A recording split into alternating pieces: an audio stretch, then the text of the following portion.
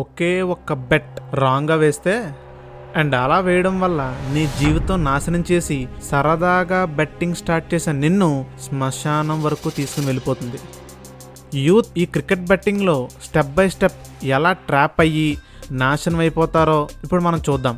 And video ఎండింగ్లో కూడా ఈ బెట్టింగ్ నుండి బయటకు ఎలా రావాలనే 3 ప్రాక్టికల్ సొల్యూషన్స్ కూడా నేను మీకు ఇస్తాను. బట్ బిఫోర్ ఆ స్టెప్స్ ఏంటో డిస్కస్ చేసే ముందు ఒక చిన్న లాజిక్ పాయింట్ ఏంటంటే, మనం క్రికెట్ మ్యాచ్ చూసేటప్పుడు ప్లేయర్స్ అందరి ఫేస్కి కెమెరా ఫోకస్ చేస్తే వాళ్ళ ఫేసుల్లో మనకేం కనబడుతుంది? ప్రెజర్ అండ్ టెన్షన్ కనబడుతుంది.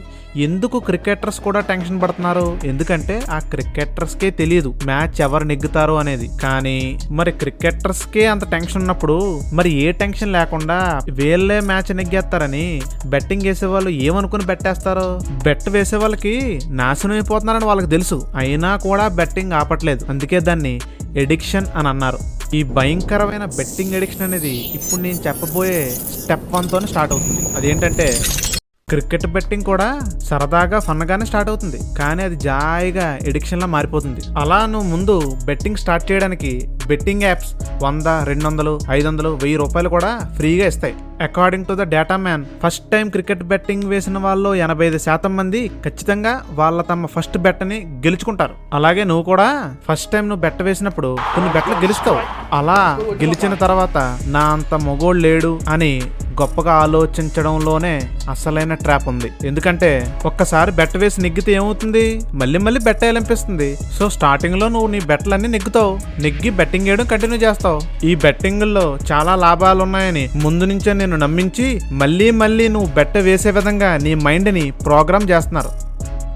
అండ్ ఇప్పుడు నేను చెప్పే సెకండ్ స్టెప్ లోనే బెట్టింగ్ యొక్క డార్క్ సైడ్ బయటపడుతుంది. అదేంటంటే పోయిన మనీని తిరిగి తెచ్చుకునే process.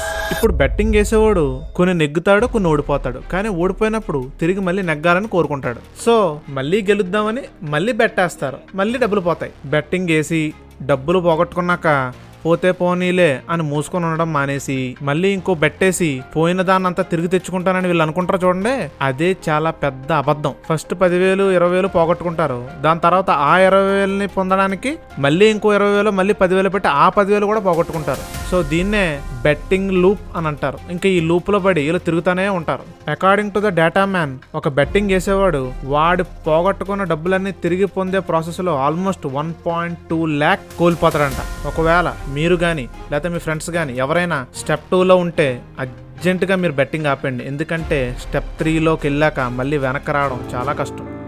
And last step is addiction formula. ఇంకా ఈ స్టెప్కి వచ్చేసరికి ఆల్రెడీ మీ డబ్బులన్నీ పోతాయి, అయినా సరే మీ సేవింగ్స్ నుండి, యూపీఐ క్రెడిట్స్ నుండి లోన్లు తీసుకుని అక్కడక్కడ అప్పులు చేసి మరి మీరు బెట్టింగ్ చేస్తూ ఉంటారు. పోనీ ఇవన్నీ మానేసి బెట్టింగ్ ఆపేద్దామన్నా సరే VIP credits, exclusive bets, cash backs అవి ఇవి అంటూ డబ్బులు పోతున్నా సరే మీరు ఇంకా బెట్టింగ్ చేస్తూనే ఉంటారు. And finally one fine day మీకు ఇంకెక్కడ అప్పు పుట్టదు, మీరు ఇంకా బెట్ వేయడానికి కూడా మీ చేతిలో డబ్బులు ఉండవు. అండ్ ఆ తర్వాత మీకు టెన్షన్, స్ట్రెస్ ఇవన్నీ వచ్చేసి మెంటల్గా బ్రేక్ డౌన్ అయిపోయి సూసైడల్ థాట్స్ అండ్ ఈవెన్ డిప్రెషన్లో కూడా మీరు వెళ్ళిపోతారు.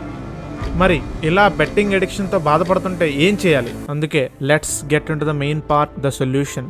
అండ్ నేను మీకు చెప్పే ఫస్ట్ సొల్యూషన్ ఏంటంటే, మీరు ఒకవేళ భయంకరమైన బెట్టింగ్ ఎడిక్షన్లో ఆర్ ఎనీ ఎడిక్షన్లో ఉంటే అర్జెంటుగా ఆ మ్యాటర్ మిమ్మల్ని బాగా ప్రేమించే వాళ్ళకి ఆర్ మీరు ఏం తప్పు చేసినా సరే మిమ్మల్ని క్షమించే వాళ్ళకి అర్జెంటుగా ఈ మ్యాటర్ చెప్పండి. వాళ్ళు మీకు హెల్ప్ చెయ్యకపోయినా సరే కనీసం మీరు ఈ యొక్క భయంకరమైన సిచ్యువేషన్ నుంచి బయటకు రావడానికైనా వాళ్ళు మీకు తోడుంటారు. ఇప్పుడు మీరు ఈ మ్యాటర్ చెప్తే వాళ్ళు ఏమనుకుంటారనే విషయాన్ని పక్కన పెట్టండి. అండ్ ఎప్పుడైనా ఎవరినైనా హెల్ప్ అడుగుతుంటే అది ఎప్పుడు కూడా వీక్నెస్ కింద భావించకండి, స్ట్రెంత్ కింద మీరు తీసుకోండి. ఎందుకంటే మీరు చేంజ్ అవుదామని మీరు డిసైడ్ అయ్యారు కాబట్టి. అండ్ సెకండ్ ప్రాక్టికల్ టిప్ నేను చెప్పే ముందు నాకు నాన్నకు ప్రేమతో సినిమాలో ఒక సీన్ గుర్తొస్తుంది. అదేంటంటే ఆ సినిమాలో జగపతి బాబు అండ్ ఎన్టీఆర్ ఫస్ట్ టైం ఇద్దరు కూడా కలుస్తారు. కలిసి జగపతి బాబు ఎన్టీఆర్ తో ఒక గేమ్ ఆడదామని స్టార్ట్ చేస్తాడు. స్టార్ట్ చేసే ముందు జగపతి బాబు ఒక మాట అంటాడు. ఏంటంటే ఈ గేమ్ లో నేను ఎప్పుడు ఓడిపోలేదు.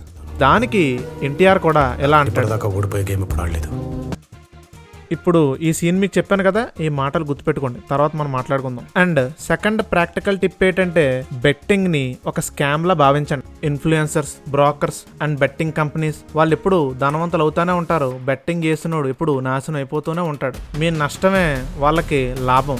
99% క్రికెట్ బెట్టింగ్ చేసే వాళ్ళు ఎప్పుడు కూడా లాంగ్ టర్మ్ ప్రాఫిట్స్ ఎప్పుడు కూడా చూడరు. ఇందాక ఎన్టీఆర్ అన్న మాటలు గుర్తుపెట్టుకోమన్నాను కదా, ఏమన్నాడు ఎన్టీఆర్? నేను ఓడిపోయే గేమ్ ఎప్పుడు ఆడను అని అన్నాడు. ఎగ్జాక్ట్గా బెట్టింగ్ కూడా అలాంటి గేమే. బెట్టింగ్ అనేది కూడా సేమ్ అంతే. నువ్వు ఓడిపోవడానికి డిజైన్ చేయబడిన గేమే ఈ బెట్టింగ్. అఫ్ కోర్స్ మీరు స్టార్టింగ్ లో గెలిచినప్పటికీ లాంగ్ టర్మ్ లో చాలా కోల్పోతారు. అందుకే దీన్ని స్కామ్ అని నేను భావించమంటున్నాను.